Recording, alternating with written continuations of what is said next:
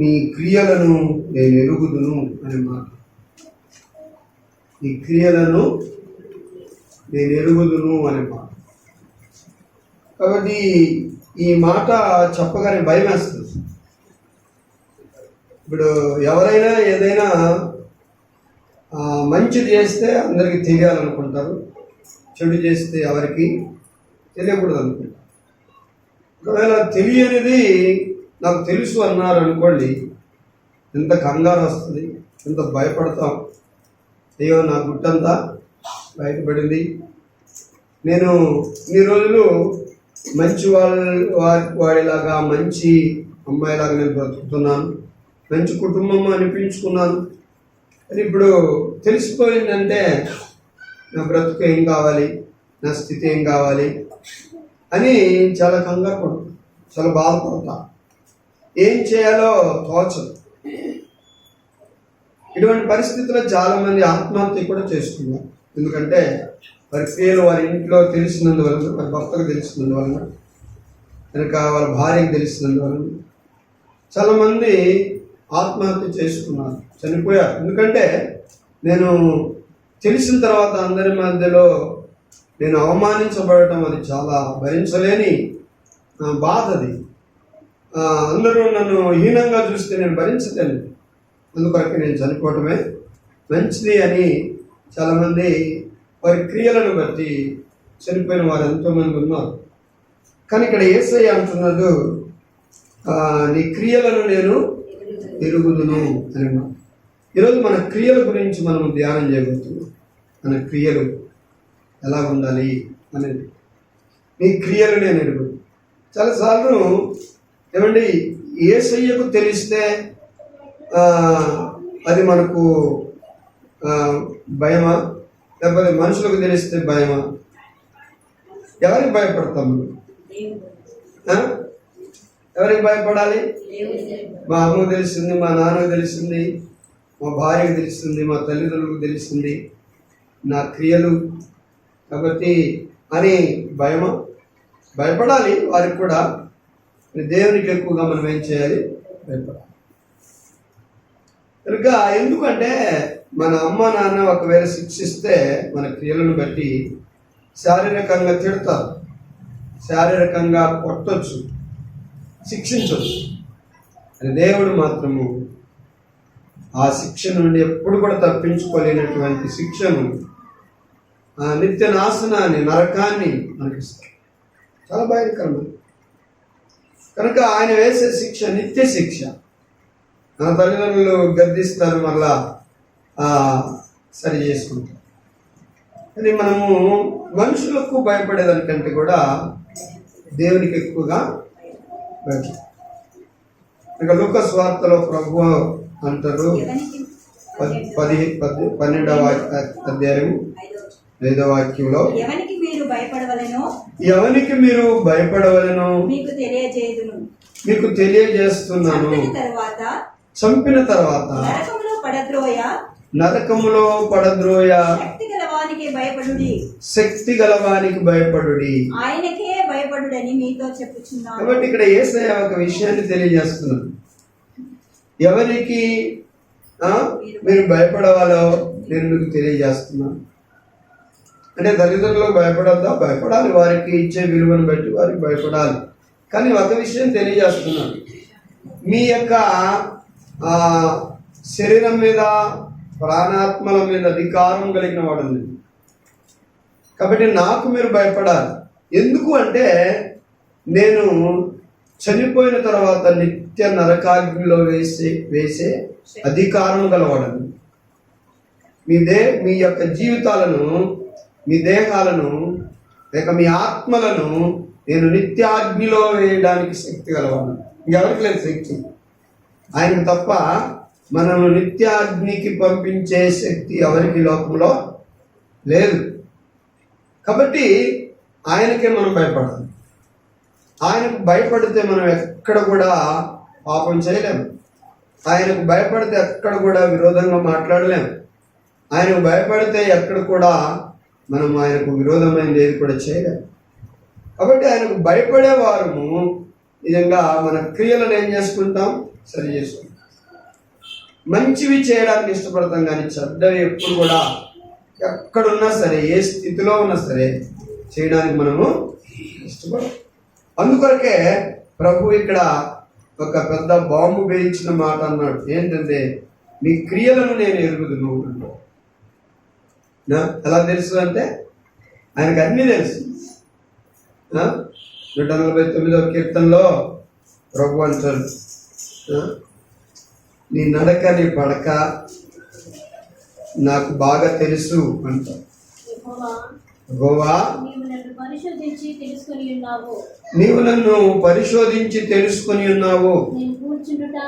నేను కూర్చుండుట, నేను లేచుట నీకు తెలియను.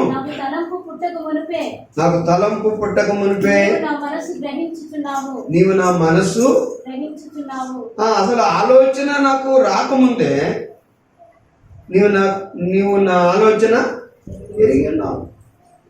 నాకు అంక ఆలోచన రాలేదు, నాకు ఏ ఆలోచన వస్తుందో కూడా తెలియదు, కానీ నాకు ఏ ఆలోచన వస్తుందో ముందుగానే తెలుసు.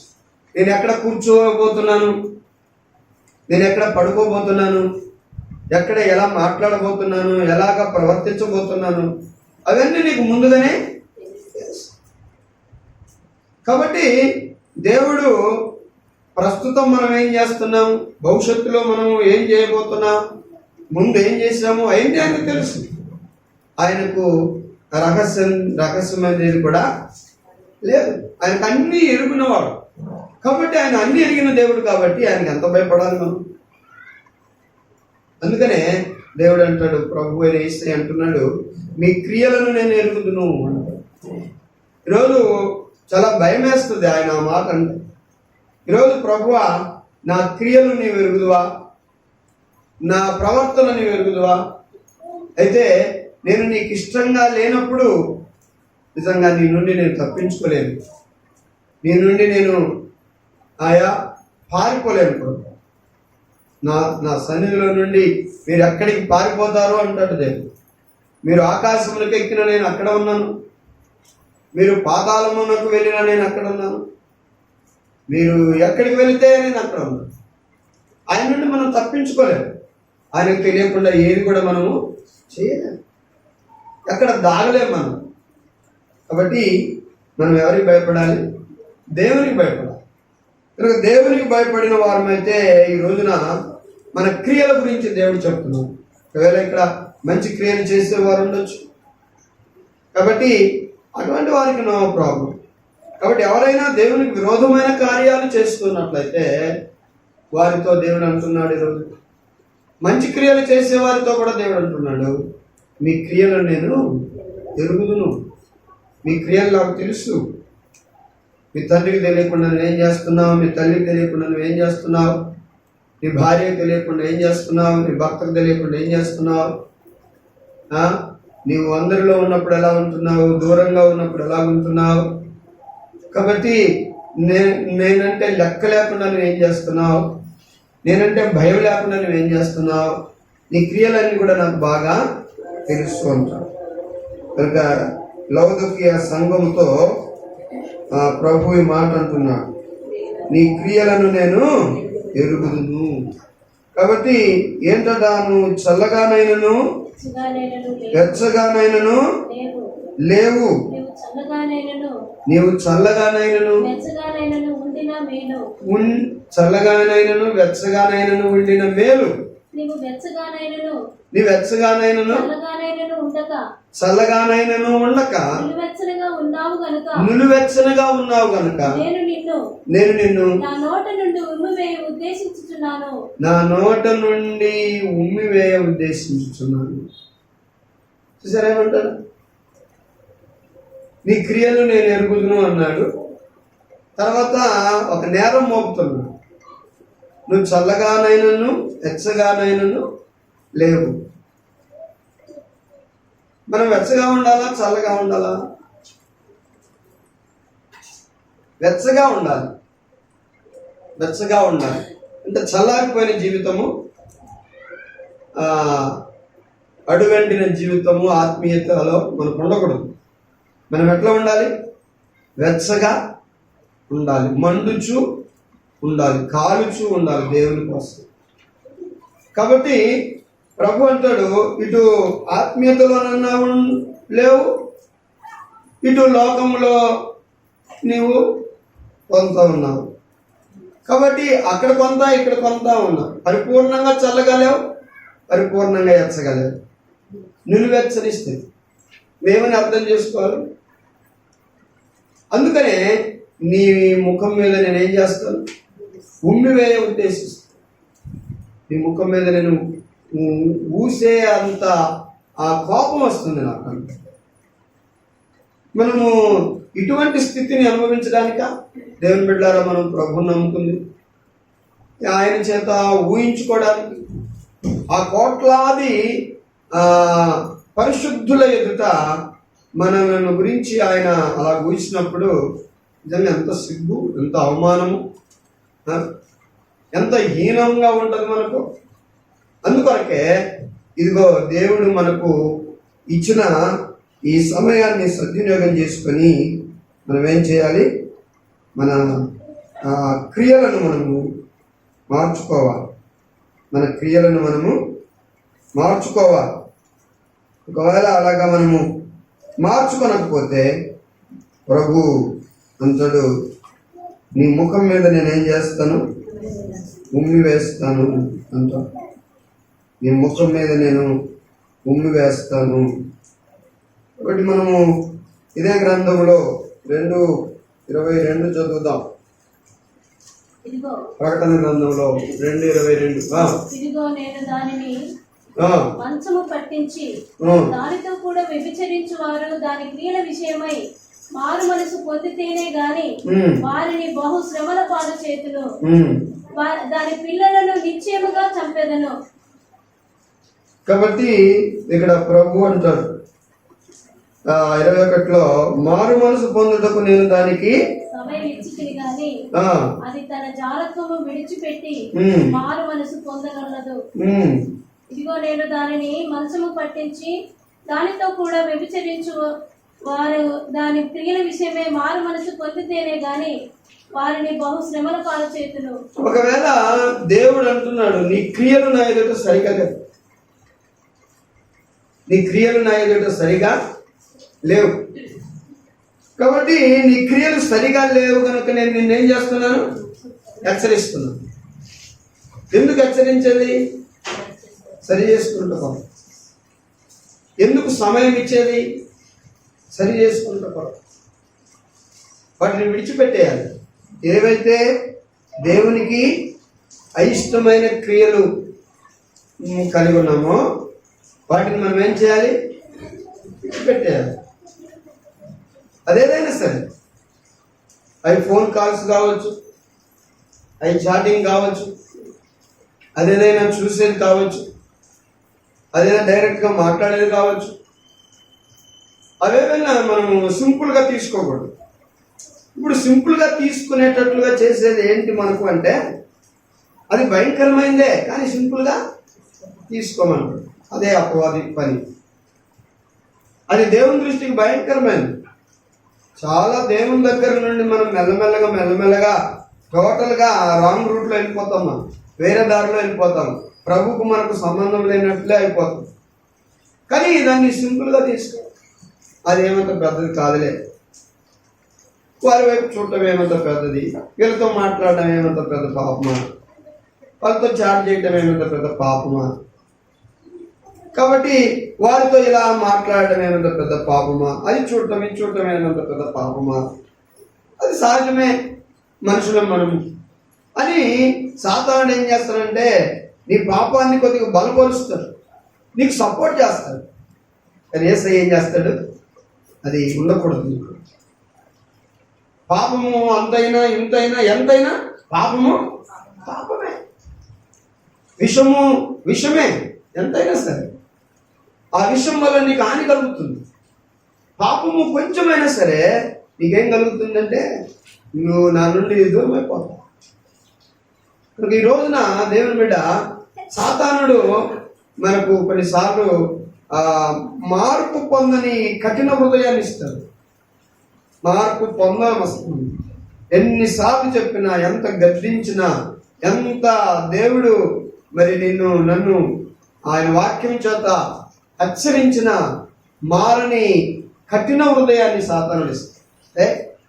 ఎందుకు అంత ఫీల్ అవుతావు అని మనల్ని ఇంకా పాపములో బలపరుస్తాడు. అది ఎప్పుడు కూడా మనకు మంచిది కానే కాదు. ప్రభు చెప్తున్నాడు, నీ క్రియలను నేను ఎరుగుదును అని అన్నప్పుడే నువ్వు గ్రహించు. నువ్వు గత మంచి క్రియలు అయితే సంతోషించు, కానీ చెడ్డవి నీ క్రియలు దేవుని ఎదుట అంటే వాటిని ఏం చేయాలి? నువ్వు సరిచేసుకో, వాటిని విడిచిపెట్టు, వాటిని టోటల్గా తీసివేసు. అటువంటి సహవాసాన్ని, అటువంటి స్నేహాన్ని నీవు వదిలిపెట్టకపోతే నీ రక్షణను పోగొట్టుకుంటావు, నీకు దేవుడిచ్చిన నిత్య జీవాన్ని పోగొట్టుకుంటావు, నీకు దేవుడిచ్చిన రాజ్యాన్ని పోగొట్టుకుంటావు, నీవు నిత్య నరకాగ్నిలో అలాంటివాడు.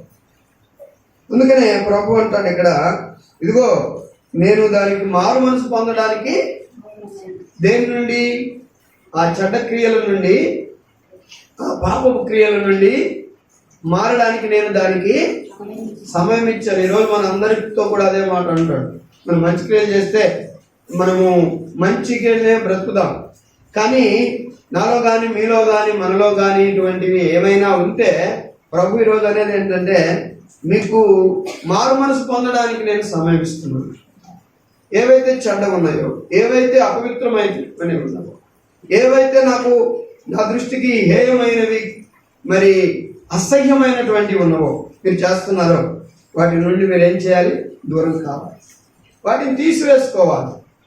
వాటిని తీసివేసుకోకపోతే నేనేం చేస్తానంటే మిమ్మల్ని మీ ముఖం మీద నేను ఉమ్మి వేస్తాను. మీ ముఖం మీద నేను ఉమ్మి వేస్తాను. కనుక నువ్వు చల్లగానైనాను వెచ్చగానైనాను లేకపోతే నీ ముఖం మీద నేనేం చేస్తాను? ఉమ్మి వేస్తాను అంటారు. ఇక్కడేమంటారు? నువ్వు సరి చేసుకోకపోతే, నువ్వు మారు మనసు పొందకపోతే కనుక నేను మంచం పట్టిస్తానంటారు. ఏం చేస్తాను? నువ్వు మంచం పట్టిస్తానంటే మంచి సోఫా సెట్, లేకపోతే ఒక 50,000 పెద్ద బెడ్ వేసి మంచం వేసి ఏసీ పెట్టి పడుకోబెట్టాలని కాదు. శిక్షించే మంచం అన్నమాట, శిక్షించే మంచం. ఇక ఈ మంచం మీద నుండి నువ్వు పైకి వచ్చేటట్టు లేవు. ఈ మంచం మీద నుండి నువ్వు పైకి రాలేవు. ఇంకా మన మొదటి రాజుల గ్రంథము 2వ అధ్యాయము,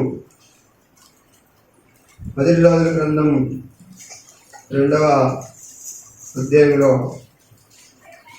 మనము అహజ్యా గురించి చదువుతాం.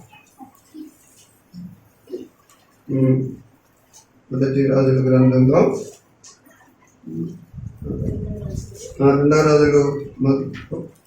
2వ రాజుల గ్రంథంలో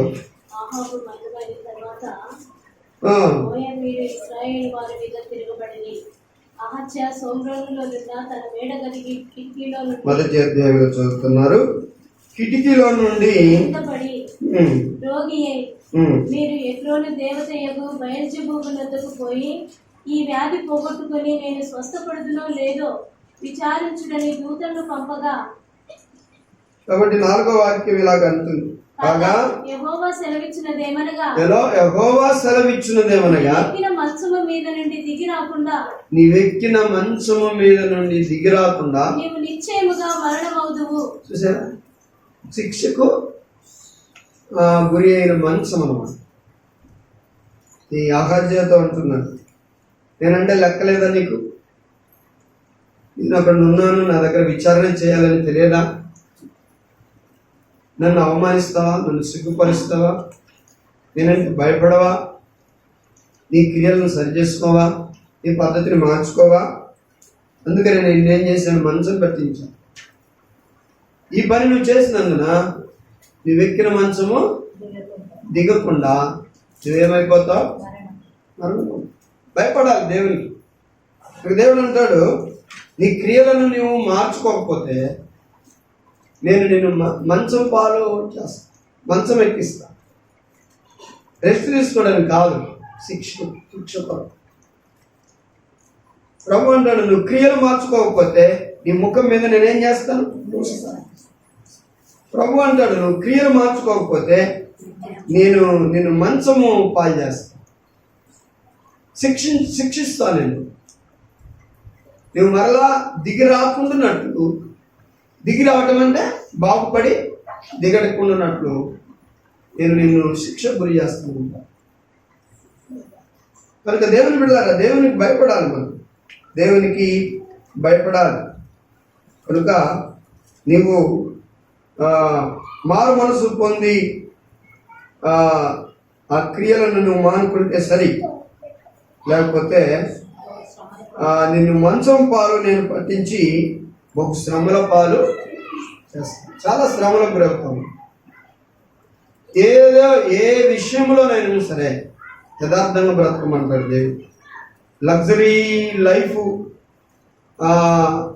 బాగా ధనం సంపాదించటం, బాగా తొందరగా మన అవసరాలు తీరేటువంటి మార్గాలను ఎన్నుకొని నీవు కుడి ఎడమలకు తొలగిపోయి పాపము చేసి నాకు విరోధంగా జీవిస్తే నేను ఊరుకొని అంటాడు.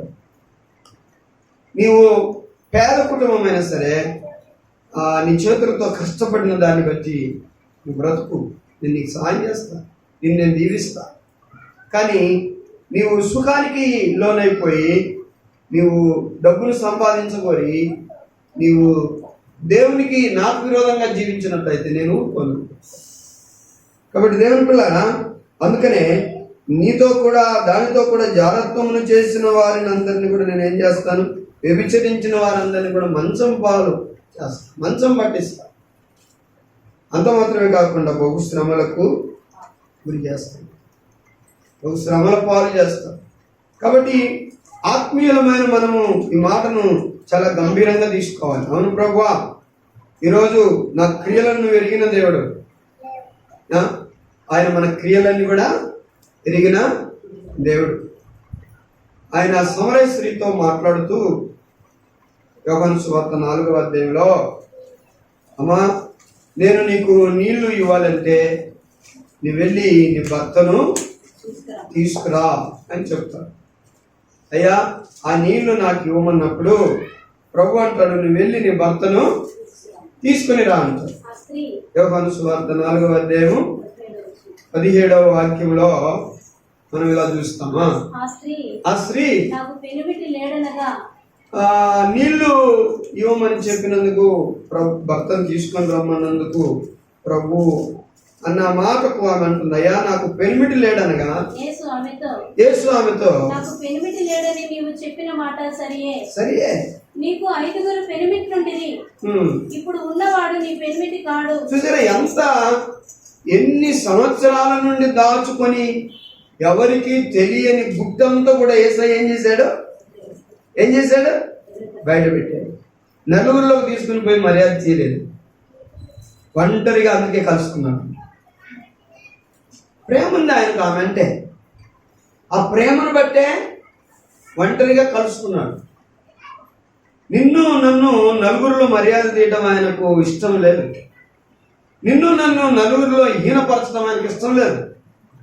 ఈరోజు సూటిగా నాతో మీతో ఒంటరిగానే ఆయన మాట్లాడుతున్నాడు. నీ క్రియలు సరిగా లేవు, నీకే చెప్పేది, నాకే చెప్పేది. ఈమెతో అంటున్నాడు, ఒంటరిగా కలుసుకున్నాడు. ఆయనకు రైట్స్ ఉన్నాయి, ఆయన దేవుడు, మనం ఆయన చేతి పనిని, మనం ఆయన చేతితో చేయబడినటువంటి మనుషులము. ఎక్కడైనా ఆయన మనల్ని ఏం చేయగలడు? శిక్షించగలడు, నిందించగలడు, ఆయన ఏదైనా చేయగలడు. ఆయనకు హక్కు ఉంది, ఉందా లేదా? ఉంది. కానీ ఆయన కూడా చాలా ఆలోచన చేసే దేవుడు. ఎక్కడంటే అక్కడ నలుగురిలో నేను అవమానపరచను, కానీ నిన్ను ఒంటరిగా పిలిచి హెచ్చరిస్తాను. అందుకని ఈ సమరయ స్త్రీని మనుషులు మెసలే తిరిగే టైంలో కాకుండా మధ్యాహ్నం వేళ, అందుకనే ఆమె గుట్టంతా చెప్పి ఆమె స్థితిని ఆమెకు తెలియజేయడానికి ఆయన ఆ మధ్యాహ్నము ఆ బావి దగ్గరికి వెళ్ళాడు. ఎండలో వెళ్ళాడు, చాలా ఎండలు. ఈరోజు ఒక ఆత్మ రక్షించబడాలి అంటే ఎండైనా, వానైనా, చలైనా, గాలైనా, ఏ టైం అయినా మనం వెళ్ళటము మనకు చాలా మంచిది, అవసరం. అది యేసయ్య చూడండి, ఆత్మలో భారం కలిగిన వాడై ఎండ వేళ ఆయన రెస్ట్ తీసుకోవచ్చు, రెస్ట్ తీసుకోలేదు. ఆ ఎండ వేళ ఆ బావి దగ్గరికి వెళ్ళి ఆమెతో మాట్లాడుతున్నాడు. నీకు నీళ్ళు ఇవ్వు ప్రభు అంటే, నేను నీకు నీళ్ళు ఇస్తాను కానీ నీ భర్తను నీవు తీసుకుని రా. నటించే బ్రతుకు ప్రభుకు అవసరం లేదు. నువ్వు నమ్ముకున్నావు ఒకటే, నమ్ముకోకపోయినావు ఒకటే. నువ్వు బ్రతుకుతే, నేను బ్రతుకుతే యథార్థంగా బ్రతకాలి, లేకపోతే మానేమంటాడు యేసు. కనుక నువ్వు యథార్థంగా బ్రతకపోయి నటించి వేషధారణగా నువ్వు బ్రతికితే, పైకి భక్తిగా మరి లోన పాపం పెట్టుకొని నువ్వు బ్రతికితే నువ్వు బహుశిక్షకులు అవుతావు.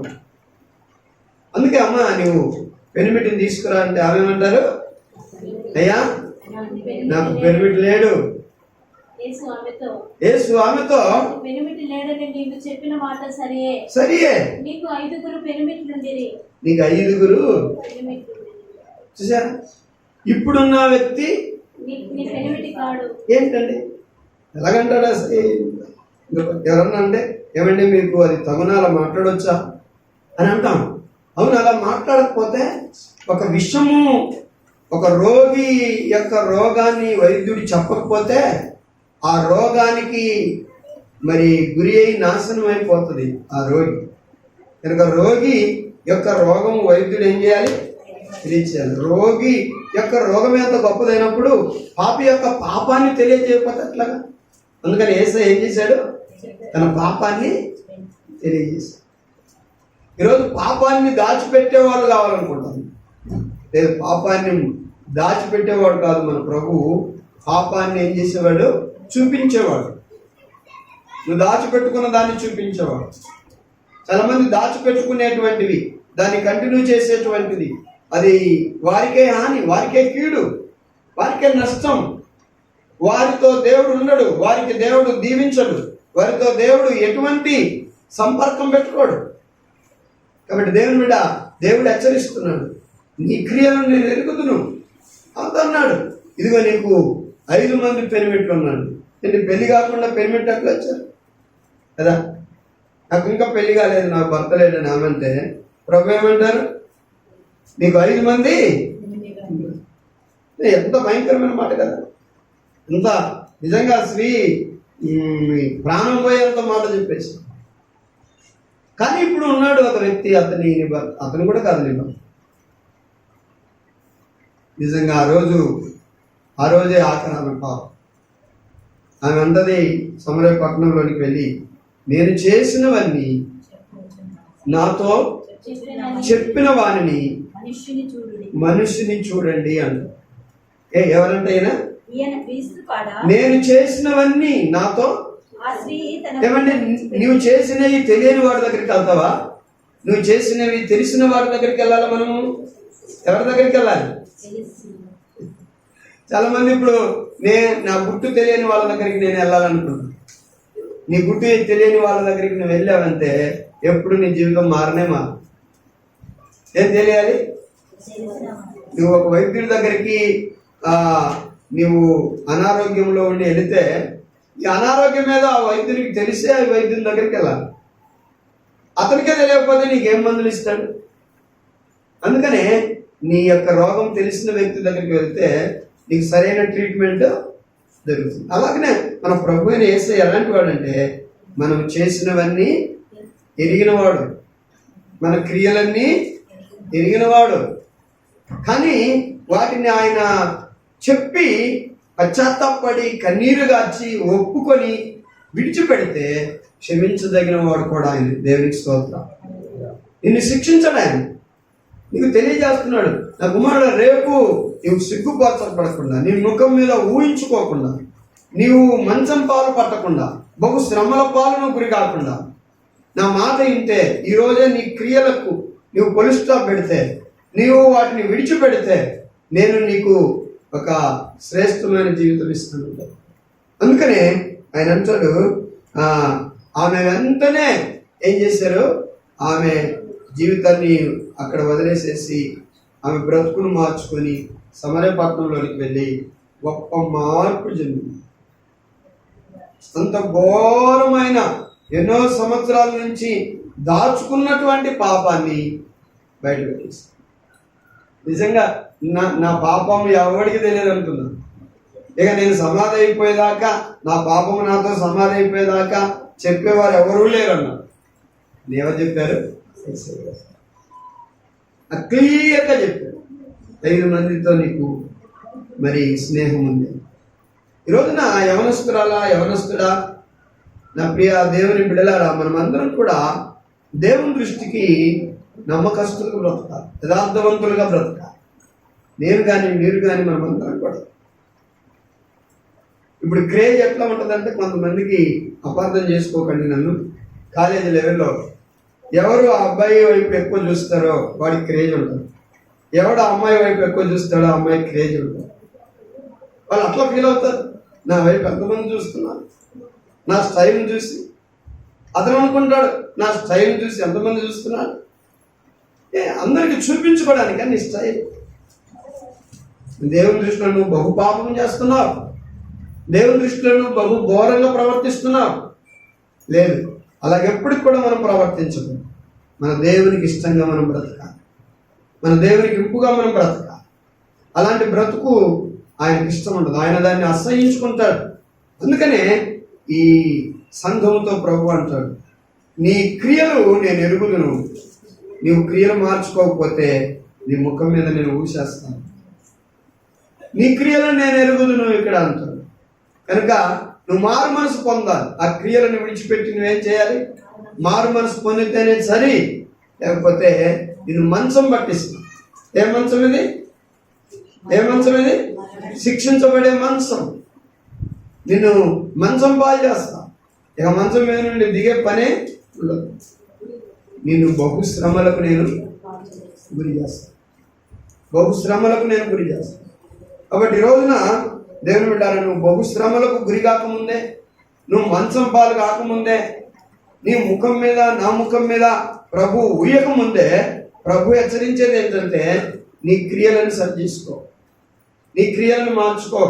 నువ్వు మంచిగా మాట్లాడు, మంచిగా బ్రతుకు, మంచిగా చూడు, వాక్యానుసారంగా బ్రతుకు, నాకు ఇష్టురాలుగా ఉండు, నాకు ఇష్టునిగా ఉండు. నువ్వు ఎక్కడ ఏమేమి వేసారి వస్తున్నావో నాకు బాగా తెలుసు అంటారు.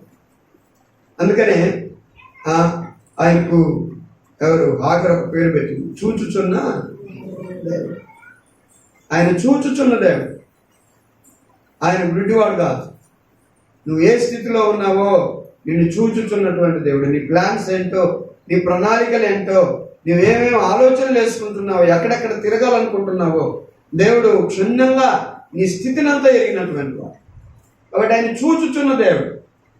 కాబట్టి ఈరోజు నువ్వు ఎక్కడున్నా, చీకట్లో ఉన్నా, వెలుగులో ఉన్నా, ఇక్కడున్నా, దూరంగా ఉన్నా, ఆయన చూచుచున్న దేవుడు. కాబట్టి ఆయనకు నీవు భయపడాలి. నీ క్రియలను, నా క్రియలను, నీ పద్ధతిని, నా పద్ధతిని మార్చుకోవాలి. చచ్చేంత వరకు ఈ నైజం ఇంతే, నేను ఇంతే మారను అన్నావనుకో, రేపు నీ స్థితి, నా స్థితి చాలా దారుణంగా ఉంటుంది, ఘోరంగా ఉంటుంది, భయంకరంగా ఉంటుంది. కాబట్టి ఆ స్థితి నుండి ఎవరు కూడా నిన్ను తప్పించుకోరు.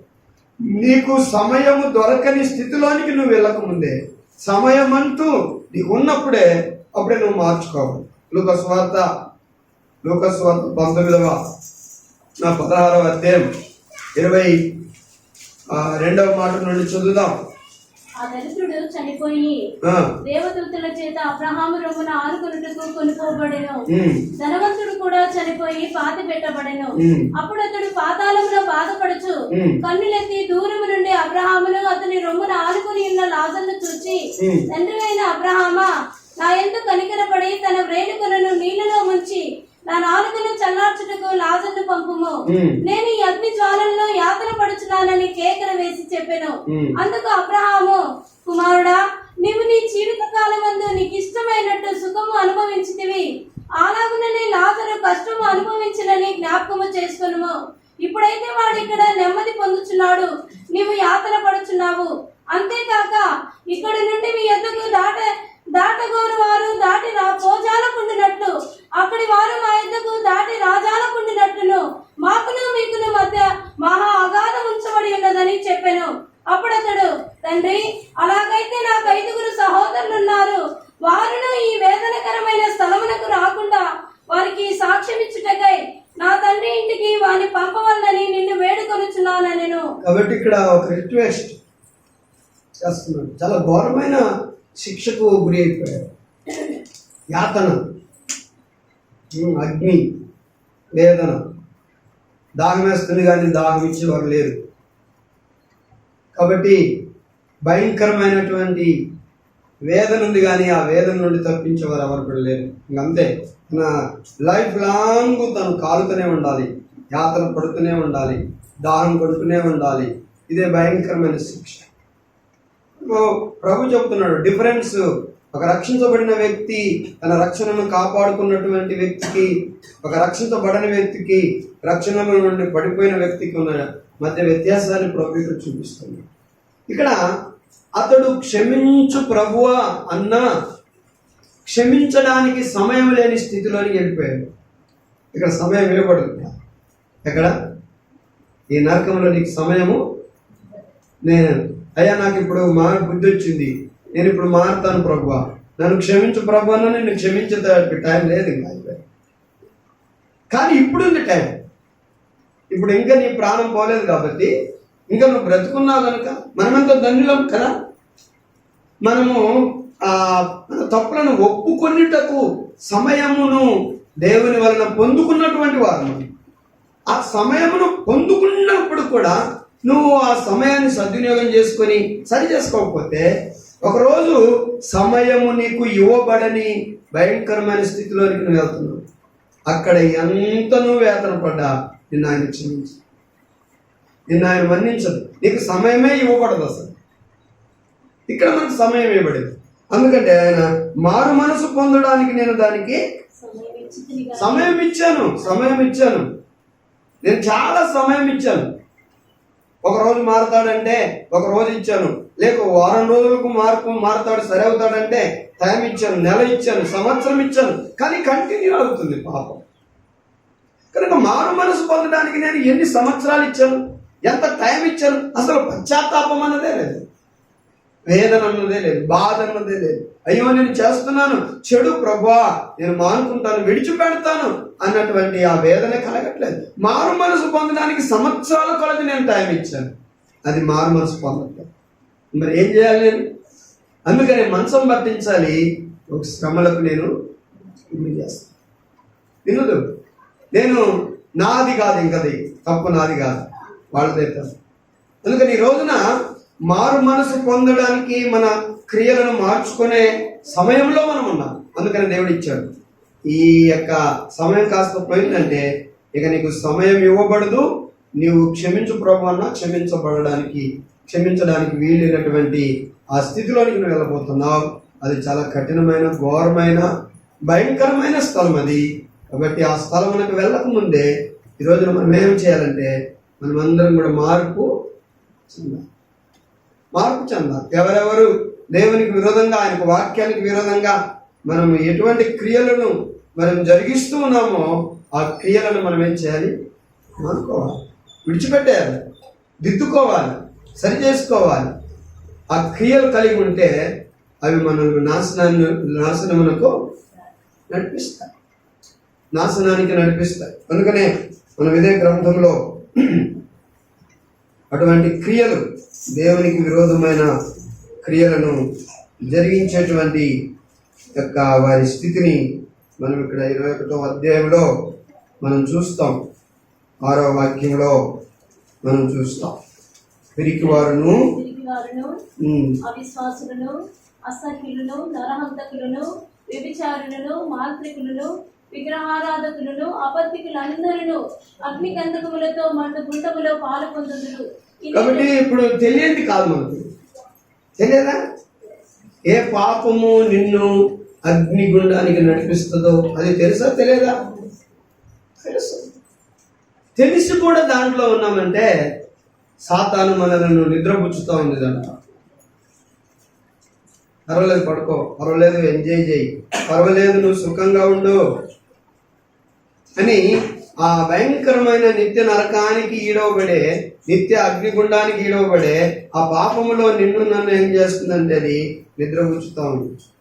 కానీ దేవుడు ఎన్నిసార్లు నీవు మారు మనసు పొందడానికి సమయం ఇచ్చినా ఆ సమయాన్ని లెక్క లేకుండా మనము పాపం కోసమే ఉపయోగించుకున్నాం, కానీ మార్పు చెందడానికి మాత్రము మనం ఉపయోగించుకున్నాం. అందుకొరకే ప్రభు అంటాడు, ఇదిగో ఈ లిస్టు అందరూ కూడా ఎక్కడికి వెళ్తారు? అగ్నిగుండంలోనికి వెళ్తారు. ఈ యొక్క పాపము చేసే ప్రతి ఒక్కరు కూడా అగ్నిగుండానికి వెళ్తారు. అందుకనే దేవుని పిల్లలమైన మనం ఆ పాపపు క్రియల నుండి మనం బయటకు రావాలి.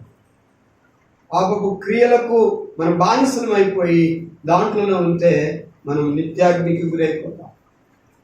ఆ ధనవంతుడు నిత్యాగ్నికి గురయ్యాడు. క్షమించమంటే కూడా క్షమించేటువంటి స్థితి లేదు, సమయం ఇచ్చే స్థితి లేదు. అందుకనే ఆయన అన్నారు, నా కుమారుడా, నీ జీవిత కాలం ముందు నీకు ఇష్టమైనట్లు నువ్వు సుఖము అనుభవించా. నేను ఎంతో ఆయుష్ నీకు ఇచ్చిన దాన్ని నాకు ఇష్టమైనట్లు నువ్వు బ్రతకకుండా నీకు ఇష్టమైనట్లు నువ్వు బ్రతుకు. ఇప్పుడు మనమందరం కూడా మన ఇష్టం జరగకూడదు. మనందరిలో ఎవరిష్టం జరగాలి? దేవుని ఇష్టం జరగాలి, దేవుని చిత్తం జరగాలి. ప్రభా నా ఇష్టమే జరగాలని ఎవరు అనుకోవద్దండి. దేవా నా ఇష్టము కాకుండా నీ ఇష్టమే జరగని నా జీవితంలో, నీ చిత్తమే నా జీవితంలో జరగని. నీ చిత్తము అది మంచిదై ఉంటుంది. నేను ఇష్టపడేవి నా దృష్టికి మంచివైనా దాంట్లో అంతో ఎంతో పాపం ఉంటుంది. ప్రభా నీ ఇష్టమే జరిగించు అని మనం ఎప్పుడు కూడా ప్రార్థన చేసుకోవాలి. ఎప్పుడు కూడా దేవుణ్ణి మనం అడగాలి. ఆయన ఇష్టం జరగాలి మన జీవితంలో. కాబట్టి ఆయన ఇష్టం జరిగినప్పుడు నిజంగా తప్పక మనము ఆయన పిల్లలుగా బ్రతకడానికి అవకాశం ఉంది. అందుకనే ఎబ్రీ పత్రిక 6వ అధ్యాయం 1వ వాక్యంలో ఎబ్రీ గ్రంథకర్త హెచ్చరిస్తూ ఉన్నాడు దేవుని యొక్క వాక్యంలో. ఎబ్రీ 6:1 కాబట్టి నిర్జీవ క్రియలను విడిచి మారు మనస్సు పొందుటయు దేవుని యందలి విశ్వాసమును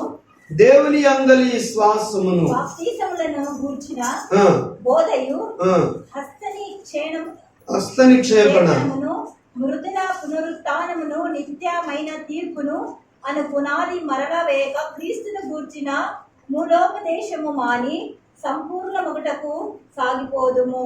కాబట్టి ఏమంటాడు ప్రారంభంలో? నిర్జీవ క్రియలను ఏం చేయాలట? విడిచిపెట్టాలి. పాపపు క్రియలను, చచ్చిపోయే క్రియలను మనం ఏం చేయాలి? విడిచిపెట్టాలి. నిర్జీవ క్రియలవి కనుక ఆ నిర్జీవ క్రియలను మనము విడిచిపెట్టి ఏం చేయాలట? మారు మనసు పొందాలి. ఆ నిర్జీవ క్రియలను మనం విడిచిపెట్టి మారు మనసు పొందకపోయామంటే నిజంగా మనము మన కోతిని మనమే తవ్వుకున్నట్లు, మన నాశనాన్ని మనమే తెచ్చుకున్నట్లు, మనమే దేవుని ఉగ్రతకు గురైపోయింది. అందుకొరకు దేవుని పిల్లారా ఆ క్రియలను మనము విడిచిపెట్టాలి. కనుక దేవుడు ఈరోజు మనతో చెప్పింది ఏంటంటే, నీ క్రియలను నేను ఎరుగుదును, నీ క్రియలను నేను ఎరుగుదును. కాబట్టి నీ క్రియలను నేను ఎరిగాను కనుకనే చెప్తున్నాను. కనుక వాటిని నువ్వేం చేయాలట? విడిచిపెట్టు. వాటిని విడిచిపెట్టు. కాబట్టి మంచివైతే వాటిని కొనసాగించు, చెడ్డవైతే వాటిని నువ్వు విడిచిపెట్టు అంటాడు. కాబట్టి విడిచిపెట్టకపోతే నేను మంచం పట్టిస్తాను, విడిచిపెట్టకపోతే నేను బహుశ్రమలకు గురి చేస్తాను, నేను విడిచిపెట్టకపోతే నీ ముఖం మీద నేను ఉమ్మి వేస్తాను అంటాడు. కాబట్టి విడిచిపెట్టాలి. కాబట్టి విడిచిపెట్టమని దేవుడు హెచ్చరిస్తూ ఉన్నాడు. బహుశ్రమలకు నేను నిన్ను గురి చేస్తాను విడిచిపెట్టకపోతే, బహు వేదనకు నేను నిన్ను గురి చేస్తాను అంటాడు.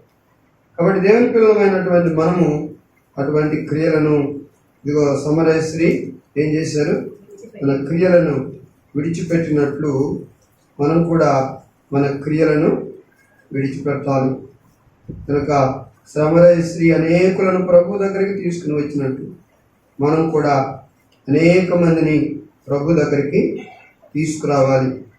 కాబట్టి ఆ రీతిగా మనం చేసినప్పుడు దేవుడు అద్భుతంగా మన జీవితంలో గొప్ప కార్యము జరిగిస్తారు. ప్రకటన గ్రంథంలో 3వ అధ్యాయంలో 8వ వాక్యాన్ని ఒకసారి చదువుదాం. నీ క్రియలను నేను ఎరుగుదును. నీకున్న శక్తి కొంచెమై ఉండినను ఉమ్. నీవు నా వాక్యమును గైకొని నా నామము ఎరుగననలేదు. ఇదిగో తలుపుని ఎదుట తీసి ఉంచి ఉన్నాను, దానిని ఎవడునూ వేయనేరడు. కాబట్టి ఇక్కడ ఏం చేస్తున్నాడు ప్రభు? మరి ప్రశంసిస్తున్నాడు. ఇక్కడ కూడా అంటున్నాడు, నీవు మంచి క్రియ చేస్తున్నావు, నీ క్రియలు నేను ఎరుగుదును. అంటే ఇక్కడ ఎటువంటి క్రియలు? నువ్వు మంచి క్రియలు చేస్తున్నావు. నీవు ఏమంటాడు? నీ క్రియలను నేను ఎరుగుదును, నీకున్న శక్తి కొంచెం అయ్యున్నాను, నీవు నా వాక్యమును గైకొని నీవు నా వాక్యాన్ని గైకొని నా నామము ఎరుగననలేదు. నా నామమును ఎరుగననలేదు. నీకు ఎంత కష్టం వచ్చినా, ఎంత బాధ వచ్చినా నా నామమును అనుసరించే బ్రతుకుతున్నావు. నా వాక్యమును అనుసరించే నువ్వు బ్రతుకుతున్నావు. నా వాక్యానికి భిన్నంగా, నీవు వాక్యానికి విరోధంగా ఏ క్రియ జరిగించట్లేదు. కాబట్టి ఇక్కడ మెచ్చుకుంటున్నాడు దేవుడు. కాబట్టి ఇలా ఉండాలి మనం, ఇలా ఉండాలి. ఏ సంఘం ఇది? ఫిలదెల్ఫియా సంఘంతో అంటున్నాను. నీకున్న శక్తి కొంచెమైనను నీవు నా వాక్యమును గైకున్నావు, నా నామమును ఎరుగనలేదు. నువ్వు ఆ యేసై అంటే నాకు తెలియదు అనేవారు మనం ఇక్కడ ఎవరైనా ఉన్నామా? తెలుసా యేసై మనకు? చెప్పండి నాకు మాట. తెలుసు. మరి సంఘానికి యేసు ఎట్లా తెలియకుండా ఉంటుంది? ఎట్లా అంటాడు? నా నామమును నువ్వు ఎరుగనలేదు. మనమందరం కూడా ఎరుగుదుము అన్నవారుగా బ్రతికినట్లు బ్రతుకుతున్నాము. యేసు అంటే ఎవరో తెలుసు మాకు. యేసును మనలో జీర్ణం చేసుకోవాలి. యేసయ్య మనసు మనకు రావాలి, యేసయ్య చూపు మనకు రావాలి, యేసయ్య నడక మనకు రావాలి, యేసయ్య జీవితం మనకు రావాలి. మనం యేసు వలె అందరము నడవాలి, యేసు వలె అందరము బ్రతకాలి, జీవించాలి. అది యేసును ఎరుగుదును అన్న జీవితం. యేసును ఎరుగుదును అన్న జీవితం ఏంటి? ఆయన వల్ల నడిచినప్పుడు, ఆయన వల్ల చూసినప్పుడు, ఆయన వల్ల బ్రతికినప్పుడు, ఆయన వాక్యానుసారంగా జీవించినప్పుడు ఆ బ్రతికేంటి? యేసును ఎరుగుదును అన్న జీవితం. యేసును ఎరుగుదును కానీ ఎరగనన్నట్లు బ్రతుకుతారు. అంటే వాళ్ళు ఎలాంటి వాళ్ళు?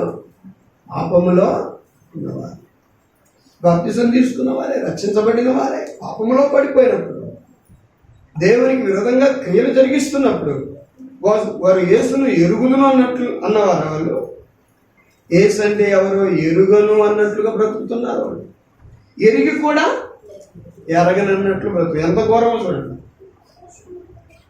అందుకనే ప్రభు అంటాడు ఇక్కడ, నీవు నీ క్రియలను నేను ఎరుగుదును, నీకున్న శక్తి కొంచెమై ఉండినను నీవు నా వాక్యమును గైకొని నా నామమును ఎరుగనన లేదు. నా నామమును ఎరుగుదును అన్నట్లుగా నీవు సంగమా బ్రతికావు. కాబట్టి నాకు ఘనంగా, మహిమకరంగా నువ్వు బ్రతికావు కనుక నేను నిన్ను ప్రశంసిస్తున్నాను. కొంతమంది నన్ను ఎరిగినను అలా ఉన్నవాళ్ళు ఎరుగుదును ఎరగను అన్నట్లుగా. ఇప్పుడు మన బ్రతుకు ఎట్లా ఉంది? ఎరుగుదును అని చెప్పిన మనము ఎరుగుదును అన్నట్లుగానే బ్రతుకుతున్నామా? ఏ పాపం లేని వారుగా, ఏ దుష్టక్రియలు లేని వారుగా, ఏ చెడు లేని వారుగా మనం బ్రతుకుతున్నాము. అలాంటప్పుడు దేవుడు మనల్ని ఏం చేస్తాడు? మెచ్చుకుంటాడు. యేసుని ఎరిగి నువ్వు బాప్తిసం పొందావా? ఎప్పుడో పొందాను. మారు మనసు పొందావా? మేము నిక్కర్లు వేసుకున్నప్పుడే బుద్ధిస్తున్నాం మారు మనసు. కాబట్టి నువ్వు బాప్తిసం తీసుకున్నావు, ఎప్పుడో అయిపోయింది, రక్షించబడ్డాను. మరి ఇదేంటి? ఇంకా నువ్వు యేసుని ఎరుగనన్నట్టు బ్రతుకుతున్నావేంటి? ఇంకా ఈ పాపమేంటి? ఈ అపవిత్రమైన పనులేంటి? ఇంకా ఈ మాటలేంటి? ఈ చూపులేంటి? ఈ బ్రతుకేంటి? సచ్చిన బ్రతుకుతున్నా. యేసు అంటే తెలుసు అంటున్నా. నిక్కర్లు వేసుకుంటున్నప్పుడే మారు మనసు పొందాను అన్నావు, పాప క్షమాపణ పొందాను, బాప్తిసం తీసుకున్నానన్నావు. మరి ఈ పనులేంటి? యేసు అంటే ఇంకా నీకు లేదు. యేసు నీలో జీర్ణం కాలేదు. యేసు నీలో లేడు. యేసు నీలో లేడు. కాబట్టి దేవుని పిల్లారా, మత్తయి సువార్తలో ప్రభు ఒక మాట అంటాడు. ఈ మాట చదువుకొని మనం ముగిద్దాం. మత్తయి సువార్తలో యేసయ్య ఒక మాట అంటున్నారు. ఆ మాటను మనం చదివి ముగిద్దాం.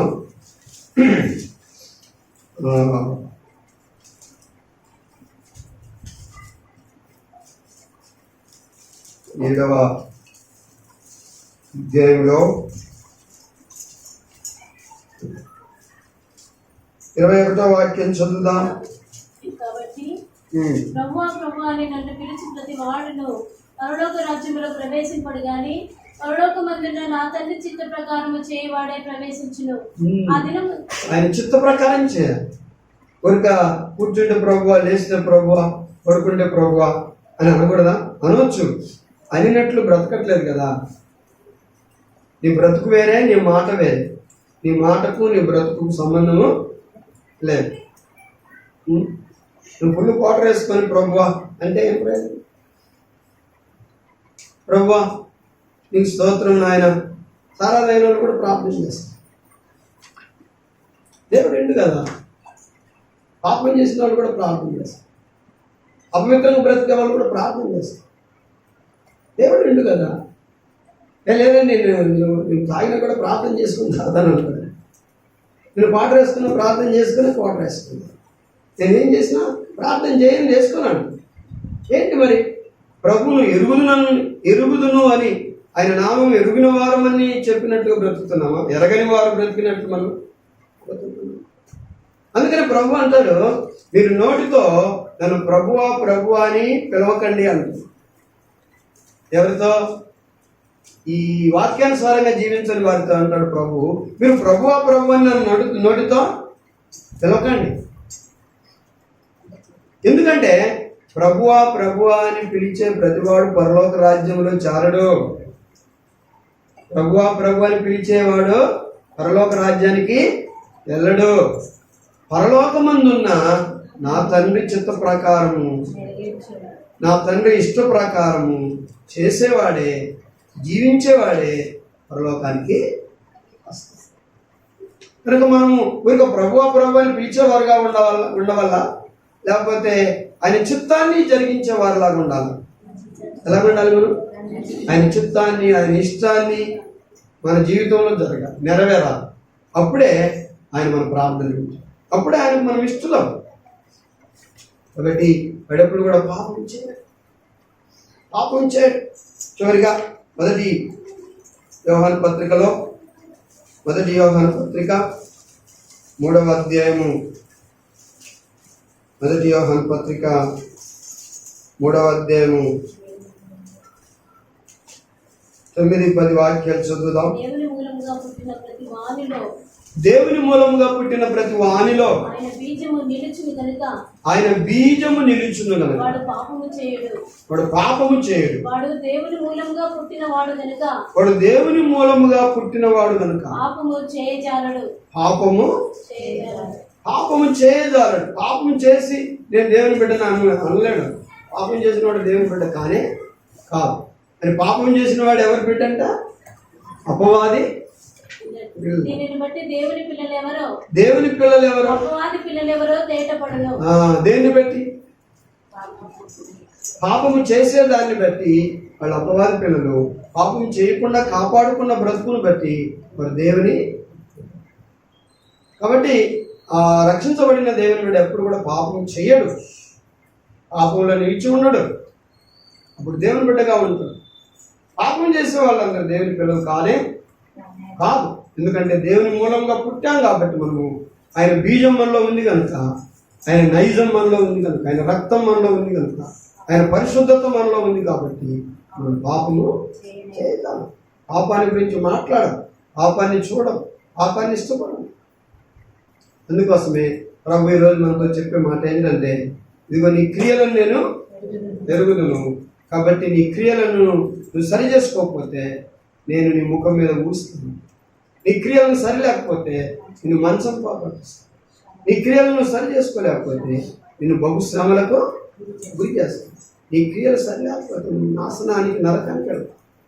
కాబట్టి నువ్వు క్రియలను సరి చేసుకుంటే, ఇదిగో షబాస్, నీ ఎదుట నేను తలుపు తీసి ఉంచాను, దాన్ని నేను తీసిన తలుపుని ఎవడు ముయ్యలేడు, నేను తీసిన తలుపుని ఎవడు వేయలేడు. కాబట్టి నేను తీసి ఉంచాను, నీకు ఎప్పుడు కూడా వెల్కమ్ చెప్తున్నాను, నీకు స్వేచ్ఛనిస్తున్నాను, రమ్మంటారు. కాబట్టి ఈ రోజున దేవుని పిల్లలమైన మనం అందరం కూడా మన క్రియలను సరి చేసుకొని దిద్దుకొని ప్రభుకిష్టులుగా ఆయనను ఇష్టపడి జీవించే పిల్లలుగా మనం బ్రతుకున్నట్లు దేవుడు మనకు సహాయము చేయనుగాక. ప్రార్థించాలి.